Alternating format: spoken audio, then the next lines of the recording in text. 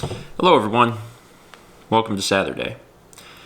This is going to be kind of a different vlog, but also you knew that when you clicked on it, so I think it's fine.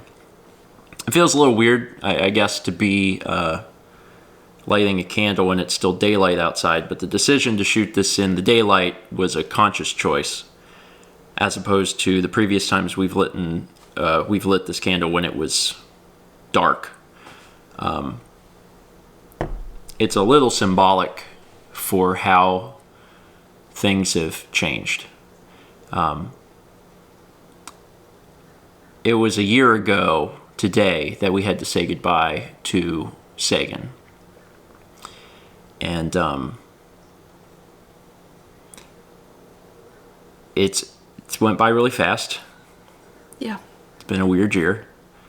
But mostly I can't believe that he's been gone for 1 year. It really doesn't feel like it's been that long.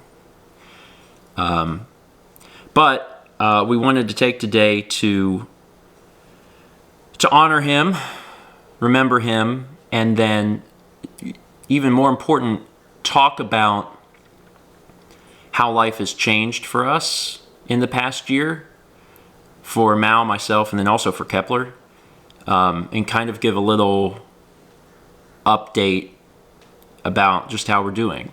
One of the things that I thought that ended up being a good thing that came from Sagan's passing is that we were able to, instead of just like not releasing anything, we continued to talk about the grieving process and talk about the mourning process, and try and show a positive way of dealing with grief. And there's been so many people in the last 12 months that have reached out and have said how much they appreciated that, because they had to go through something similar. Whether it was losing a pet or losing family or friends, they said that being able to watch us not shy away from it, but instead embrace it and show that we were dealing with it had helped them. And I'm very grateful for that. I'm glad that we were able to do that, because it is important to mourn. It is important to grieve, and there are definitely positive ways to try and do that. And I'm glad that we were able to share that with people, knowing that it would, hopefully help someone who inevitably is dealing with the same thing. Because if you have a pet, it's inevitable. I mean, by choosing to bring a pet into your home, you are choosing a life of happiness and fun and love and just a connection that is, well, pet owners just understand. But you're also doing so with the knowledge that you are going to outlive your pet. And that saying goodbye is very difficult. So I'm glad that we were able to share that with folks. I think it's equally important, especially if anyone has just recently lost a pet, or if you have a sick pet and you know that time is coming, to be able to see kind of an update for a year later, to know where we are. And again, that harkens back to why we're shooting this in the day, is because things feel brighter. I'm not going to tell you that we haven't hurt for a year, because we have absolutely hurt for a year. But over time, we have hurt less. And that's really, the key takeaway here is that whenever Sagan first passed, there was about probably like 5 to 7 days, something like that, where it just felt like the world ended. It was awful. It was the hardest time in my entire life. I have never felt that sad. I've never cried that much. It really felt like the world was ending. And I think I may have said it before, but I've lost people close to me. I have lost family and friends, and I love them dearly, and I miss them dearly. losing Sagan was harder. And I think that that'll be difficult for some... Don't catch yourself on fire. Let's move this over here a little bit. I think that'll be difficult for some non-pet people to understand. You want to come over here? He says, not really.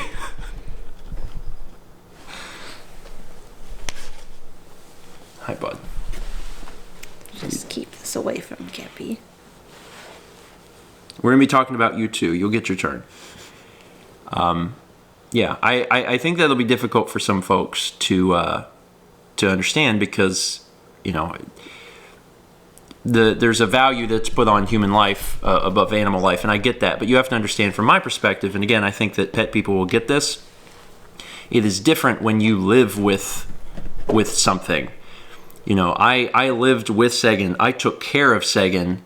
I was responsible for whether he ate. I was responsible for his, you know, enjoyment and having toys and in comfort. If he was sick, we had no way to communicate with him, but we had to figure it out and take care of him. I scooped his poop, you know, like, and this happens every single day. And then also working from home, especially, he just lived with me, you know, like he was always in my lap. Always. So you gain an attachment that is just, it's very difficult to say goodbye because it's this creature that you have, I mean, raised. Yeah, I mean, it was, you know, it was my child. You know, Sagan was my child. So for that to suddenly be gone, for him to suddenly be gone, it was extremely painful. It was absolutely the hardest thing that I have ever had to deal with. And like I said, for about a week, I thought that the world was ending. And Mal and I cried. A lot. Basically, the entirety that we were awake, we cried. But in the midst of crying, there would be moments where we smiled and laughed and remembered him. And over the course of the last 12 months, that ratio has changed. It started with a lot of tears, a lot of crying, and a little bit of, man, you remember when he used to do that, and we would smile and laugh. And then over the course of the 12 months, that started to change, where there were still tears, but there was much more like, gosh, remember when he used to do this? Gosh, what a stinker. And that sort of thing,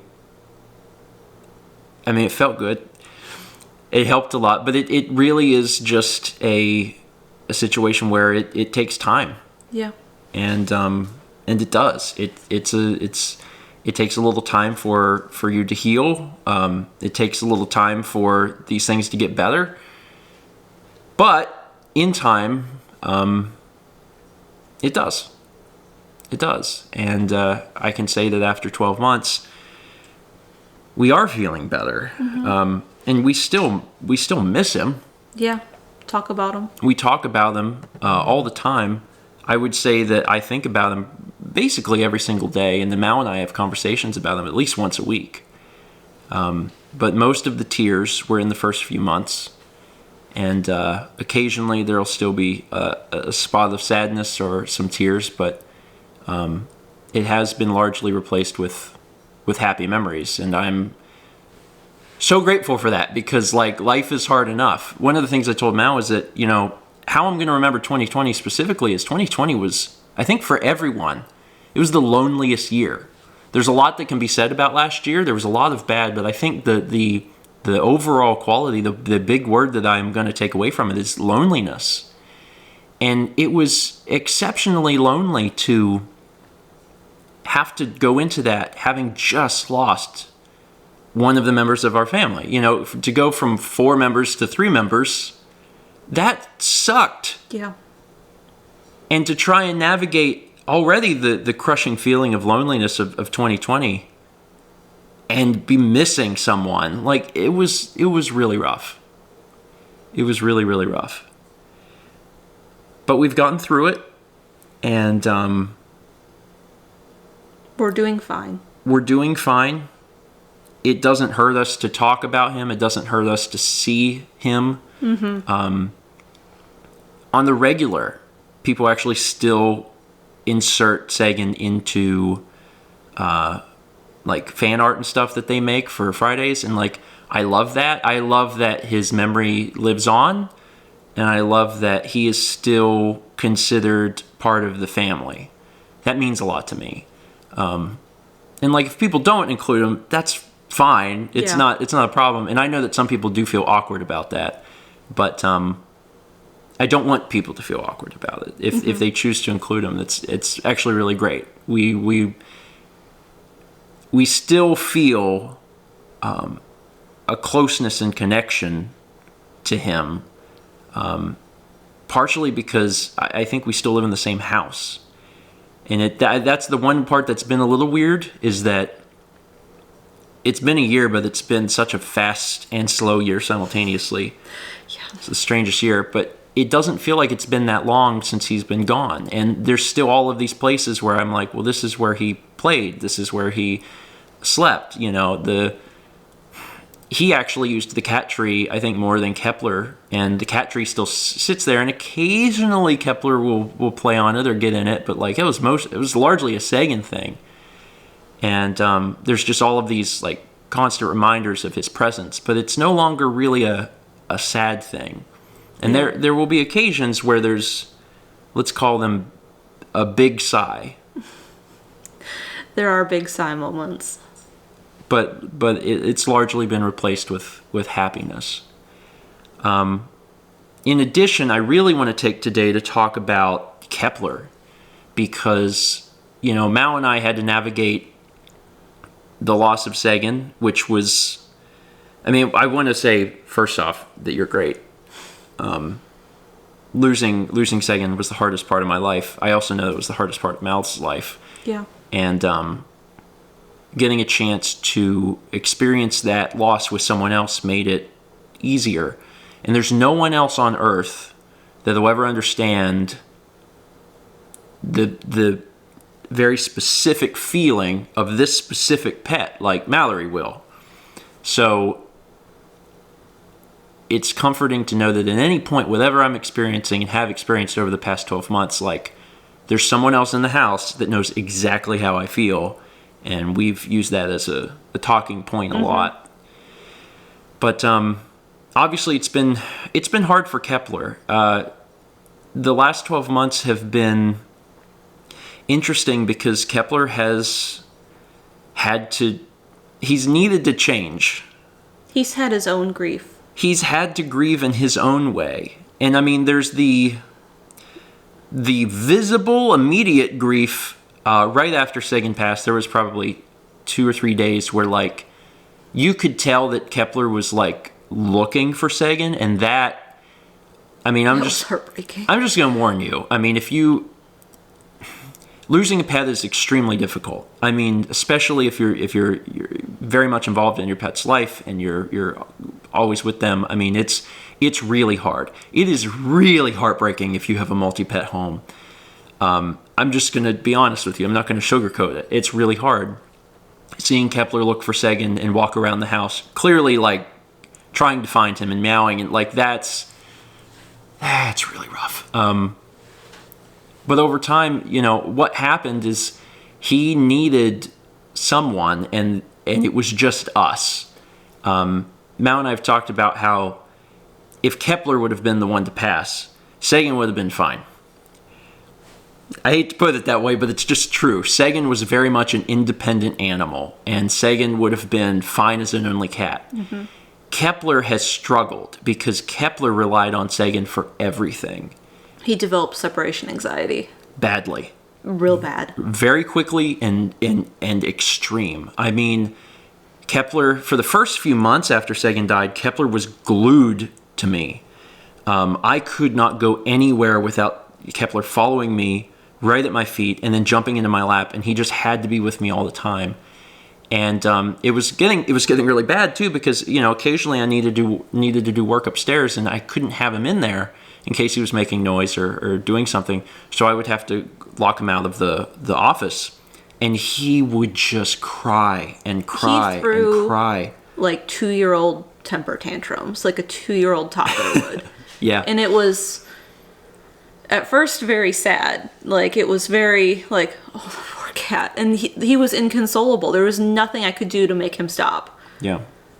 And over time, it's gotten better. He still throws him a little bit. Like when you take a shower, he decides that he's very upset about this. Yeah. It's not...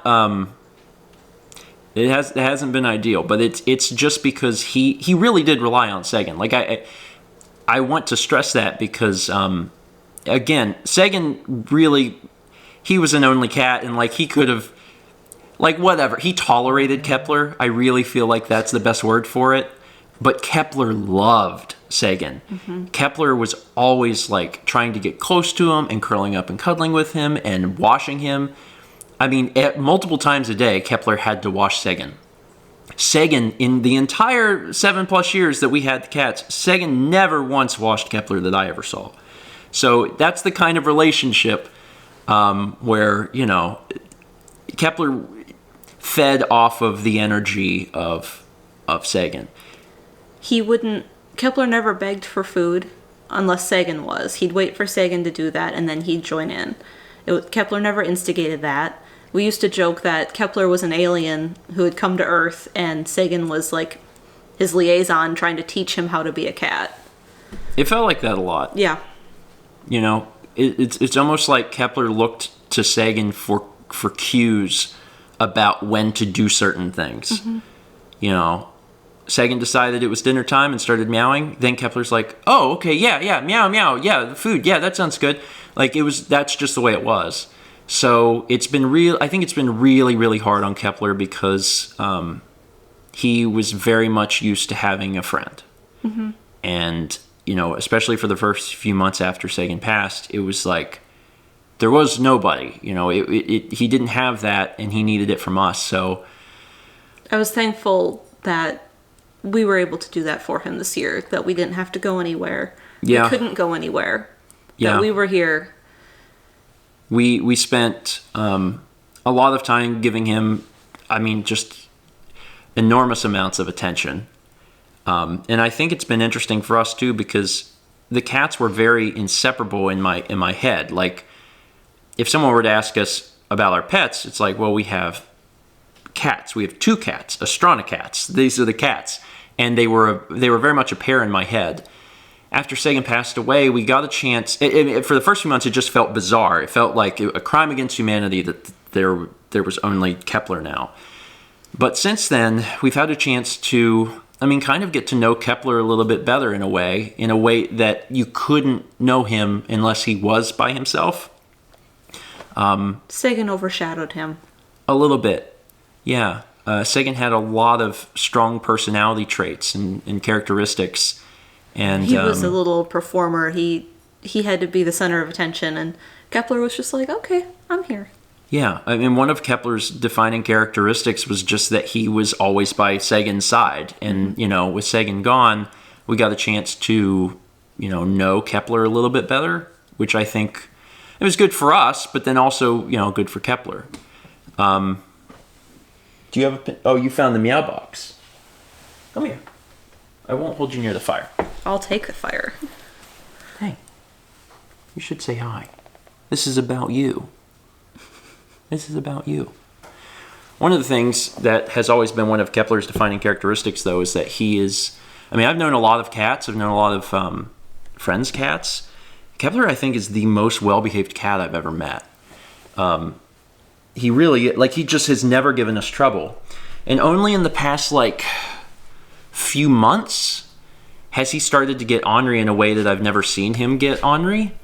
And I think it's just because, like, he needs attention to either a capacity that we simply can't give it to him, or he's just learned that he can get attention by doing things he shouldn't do. He's smart. He's quite smart, and I know that he has gotten probably a bit of a rap for, like, being a little out there and a little lost. But he's a really intelligent cat. He's certainly, between him and Sagan, he was the one that could do the tricks. Sagan was always trying to think around.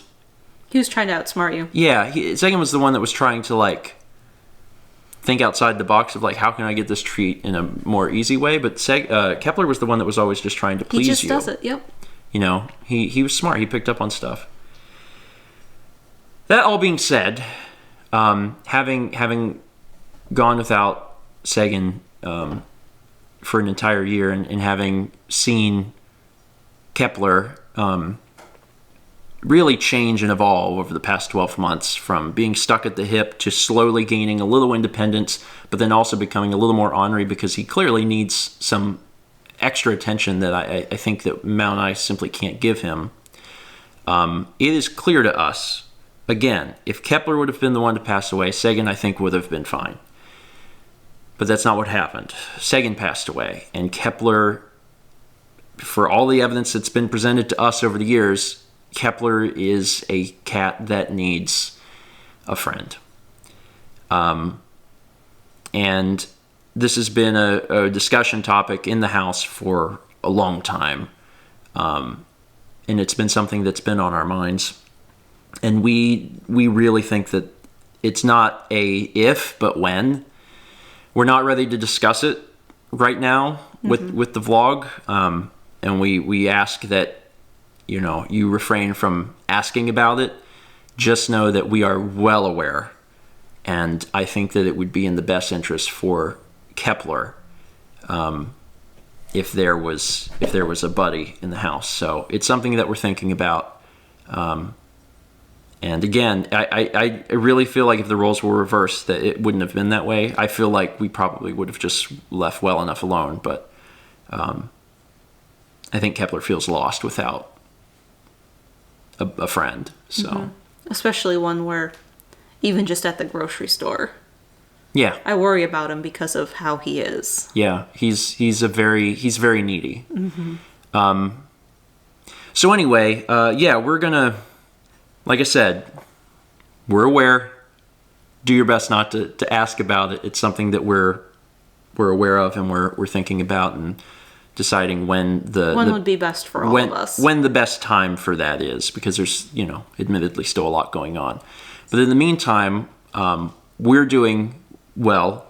We're absolutely doing our best to take care of Kepler and meet his needs, with the understanding that he needs a lot of attention, he needs a lot of love, and you know, the silver lining of being home for all of 2020 is being able to give him as much as we could. Yeah. And I think that he's enjoyed it. I think he's enjoyed the attention. I think that he's trying to get it right now. Yeah. You need more attention? Yeah. What? Little alien cat? Yeah. Anyway, we'll go ahead and wrap it up here, so this doesn't go on for too long. But I wanted to say thank you again to everyone. A year ago, for all of the condolences, it meant a lot.